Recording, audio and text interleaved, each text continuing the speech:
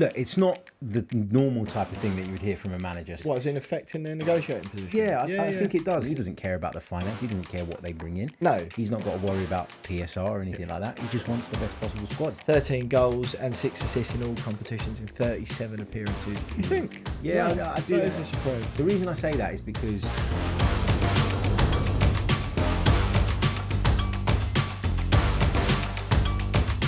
Hello and welcome to Transfers Exposed. I am Will Pugh, and that right there is football broadcaster Harry Symeou. Harry, you're back again, mate. What a delight. Good to be here, mate. Thanks for having me. This is your exclusive press pass to all the biggest transfer stories straight from the Sunsport newsroom. Absolutely, mate. Just a week now to go, a week and a bit to go until deadline day. Few moves getting over the line. Eberechi going to your beloved Arsenal, of course. But we're here every Tuesday and Friday until the window slams shut on September the 1st, breaking down all the facts and figures and analysing the big deals as they happen.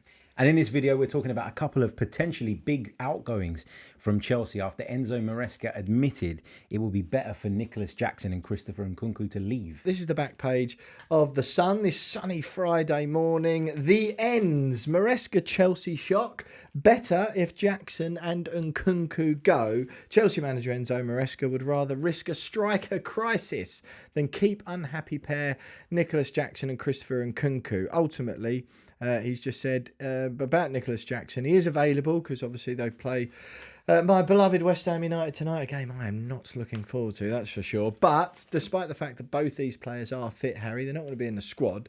And when asked at his press conference before that game at London Stadium, Enzo Maresca just said about Jackson, first of all, he is available, but he's not going to be a part of the squad because we have two players in that position, i.e. Delap and Pedro, and we know that something can happen before the transfer window closes. The player is open to leave.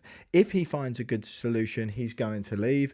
Christopher Nkunku, is with us like Nico, but it's the same answer. We'll have to see if they're going to be here. It's always better if they find a solution, as they are going to be more happy. Were you surprised to hear that? Look, it's not the normal type of thing that you would hear from a manager. So I understand why people have looked at that and gone, like, is that necessary? Is that needed? Is that doing any good in terms of Chelsea getting maybe what they could potentially get for those two players? What, is in affecting their negotiating position? Yeah, I think it does, because I think if you're Chelsea Football Club and everybody knows that you're not particularly fussed whether you lose these two players or not, or at least the manager isn't, then that kind of sends out the wrong message, I think, in terms of you maximising their value. I will say, though, that Enzo Maresca, since he's come in at Chelsea, has been very clear on who he wants to work with and who he doesn't want to work with. And, you know, I remember when he came in at the beginning and we were all going, look at the size of the squad. It's humongous. How does he manage this? And he went, I want to work with this player, and this player. I don't want to work with that player, that player, that player. Sure. They made the changes. They put those players to one side. They managed to move most of them on.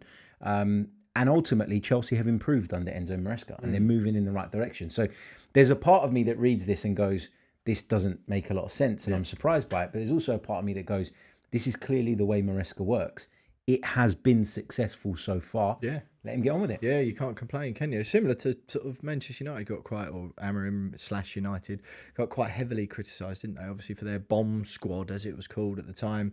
Anthony, Sancho, Rashford at the time, Tyrell Malacia as well, and Garnacho, of course, of players that Amorim / the club had made it clear they want to leave. And lots of people made them train on their own and all that sort of stuff. And lots of people were sort of quick to say, oh, like, your negotiating position's awful now. It devalues them. If you're doing that to 5 players, you could have knocked 50-odd million, like 10 million each, off of their values. It's like 50, 60 million you could have lost out on, blah, blah, blah. But that's just one side of the coin, isn't it? It was obviously if you like having unhappy players around the camp or just making it clear, that sort of, it's a positive for the players in your squad just to have a bit of clarity as well. Yeah, and for them too, to be fair. Absolutely. He's sending a message. If you don't want to be here, if you're not 100% committed, we don't need you. We're Chelsea Football Club. We've got the capacity to spend money and bring in players, as we've seen them do, you know, many, many times over the years. And they're not going to be sort of put up against the wall by somebody that essentially is not totally committed. And I kind of admire that, because I think if you're Enzo Maresca coming into that job, you had to take this stance. You had to take this approach. You couldn't allow the size of the squad and players that were unhappy or had maybe been sold a dream of what life at Chelsea was going to be like and are not performing. You can't have that. You need to get a lid. You need to put a lid on the situation, and I think he's done that. Again, I don't think it's great for their negotiating position. Yeah. But ultimately, it's for the good of the team. He doesn't care about the finance. He doesn't care what they bring in. No. He's not got to worry about PSR or anything like that. He just wants the best possible squad. Yeah, totally, mate. So just as far as destinations for the pair of them go, the Nicolas Jackson one is the most interesting one for me. It's sort of one of those merry-go-round things. So he was suspended for that 0-0 draw at home to Crystal Palace on the opening game of the season. Nicolas Jackson we're talking about now. Obviously, they're sort of lucky to get away with a point out of that one after Eze's free kick was disallowed. Bayern Munich want Christopher Nkunku, but they want him on loan. Chelsea aren't interested in doing a loan. They offered him to RB Leipzig earlier in the window as part of not a straight swap deal because of PSR rules. Clubs just won't do that anymore. But as part of sort of a, what if we take Xavi Simons off your hand, you buy Nkunku off of us, we'll do 2 separate transactions, but how about that? Obviously, Nkunku come from RB Leipzig originally.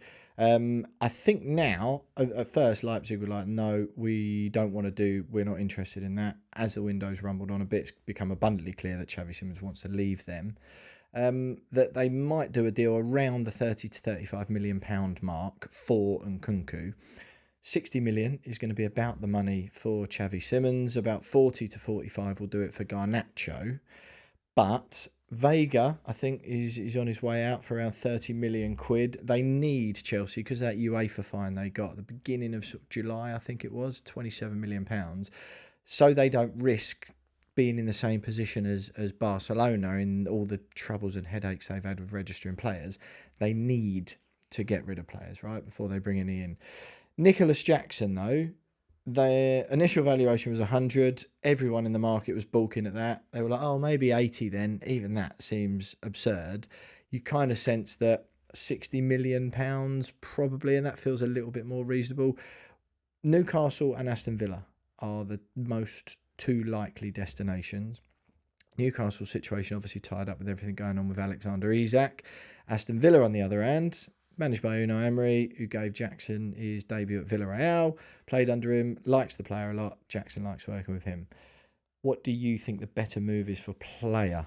For player, I would probably say moving to Villa and working with Unai Emery. You think? Yeah, wow, I do. That is a surprise. The reason I say that is because you go to Newcastle, you are going in as the Alexander Isak replacement. Yeah. Right? And that will bring a huge pressure.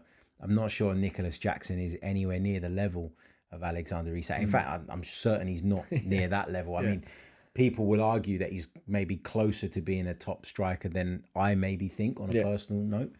But I just think you're going there and you're going to underwhelm. Yeah. Whereas at Villa, you'd be going there and you'd be kind of taking over a little bit from maybe Ollie Watkins, who's sort of not flavour of the month at Villa in the way that he was. Isn't it? Yeah. Because if you go back to last season, right, for Villa and for Ollie Watkins, you know, there was lots of talk about John Duran. Duran did really well and he was getting game time and he was scoring goals. That was absolutely fine. Manager's got to do what the manager's got to do.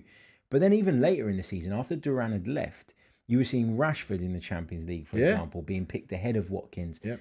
And it sort of felt at that point. PSG game, wasn't it? The one where it really was like you got left out and you're like, whoa, what's going on here? It felt a little bit like he'd just kind of fallen away in terms of how the manager viewed him and where he was in the pecking order. So I think, you know, there's an opportunity for a forward to go in at Villa and make that role his own. At Newcastle, there's an opportunity because it's likely, I think anyway, that Isak still departs between now and the end of the window. Yeah. And so you're going in replacing him, and the expectation is going to be too high. And Jackson, for me, isn't going to fill those boots. I do agree with you. I wonder. I was going to say I wonder whether he would thrive under that sort of pressure, because I suppose it would be a pressure. But I think Newcastle fans would give him the benefit of the doubt, because for all his flaws, and there are a few, I think sort of Cow's backside and banjo springs to mind a couple of times, barn door and all those sort of things that he couldn't hit on several occasions last season. I do think he works his absolute socks off every game, and he does a lot of things and brings a lot of value sort of off the ball. He's quite an unselfish player. He works hard. He's like pressing is so important for forward players now. He's good at a lot of those things, and I think at Newcastle, strangely, they are the sort of, I know they're sort of a bit tropey, isn't it, when you talk about their fans, but it feels like he would be the sort of player they would get behind, a little bit of a flawed, vulnerable, because you kind of look at him and you think he wears his heart on his sleeve, a couple of disciplinary issues, which I know lots of Chelsea fans are disappointed by. Obviously missed the first game of the season, like we mentioned, got sent off in the Club World Cup. And you sense that red card in the Club World Cup was kind of the beginning of the end for him, really, because João Pedro and Liam Delap obviously come in and done really well. Ramsey's left Aston Villa, 40 million quid, PSR, a huge PSR boost, that one. You feel like they'd have to get rid of another player, Aston Villa, I think, if they were going to do a deal around the 60 million quid mark.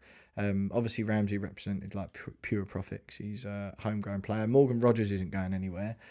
The Ollie Watkins, their stance on him earlier in the window was he's not going anywhere, he's not for sale. That certainly wasn't the case in January. They only didn't sell him to Arsenal because they didn't meet the fee, and they ended up selling John Duran to Saudi, didn't they? I wouldn't. Do you think there's room for both of them if he went to Villa? Well, I think only one of them would start in Unai Emery's system, but I think there's room for them in the sense of Villa are competing on multiple fronts. They're going to want to go well in the cups. They're in the Europa League, which is quite demanding. The Thursday, Sunday routine that you end up having to go into can be quite tough and quite tricky, and you often need to be able to rotate. I think there is room there if Unai Emery really wants it. I think he can make it work. I get what you're saying about Newcastle, that they would kind of really get behind him and support him, and I agree with that. They love a striker up at St James's Park. There's no doubt about that. I just think for me, Jackson will probably prefer or would do better with a kind of manager that he's familiar with, who understands him. Because you mentioned it just there, disciplinary issues, things like that.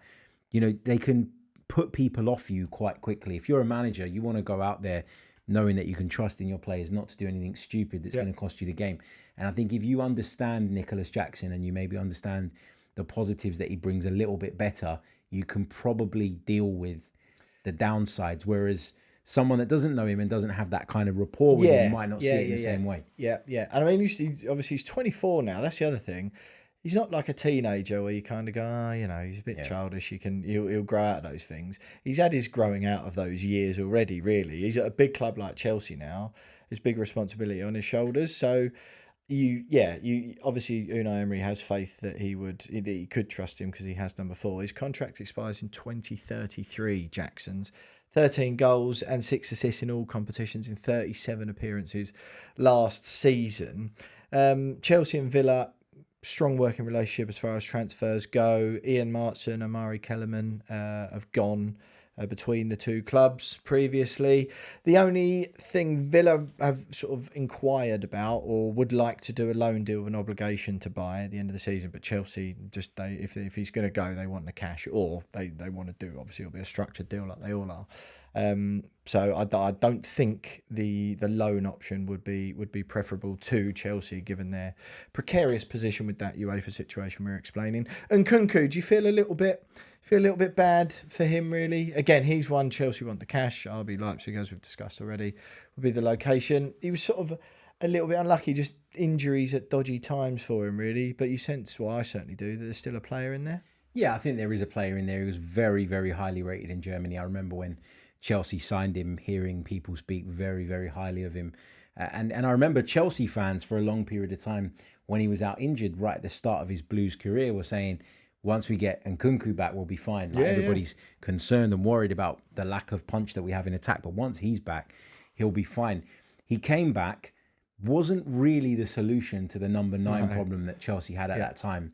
And I think there's a lot of people, myself included probably, that were guilty of maybe misprofiling him at times. Right. In terms of like, I think he was seen as a 9 by a lot of people that would come in and would help Chelsea in that role. And actually, I think when you go back to his RB Leipzig days and you do a little bit of digging, you'll find that he's better playing off of a 9 and playing as a kind of second striker. So I don't think that's helped him. The only thing is that coming to the Premier League and it not working out the way it has, whatever the reasons are, and we can argue that predominantly it's down to injuries, it does damage your reputation a little bit. It does set you back in terms of the way you're viewed. And for Nicolas Jackson now, it feels like the only real move is to go back to Germany, where he has such a track record For Nkunku, sorry. Yeah, for Nkunku. Like, he's got such a good track record that if he goes back there, people will kind of go, well, he can pick up where he left off. Yeah, and we'll rediscover the form that got him the big move to Chelsea. Whereas is a Spanish club or an Italian club or another Premier League club going to look and go, yeah, we'll have a bit of this? I don't think they will. I think Germany is the right route for Nkunku. I think you go back there, you build yourself up again, and he's still quite young as well, and you see how you go from there.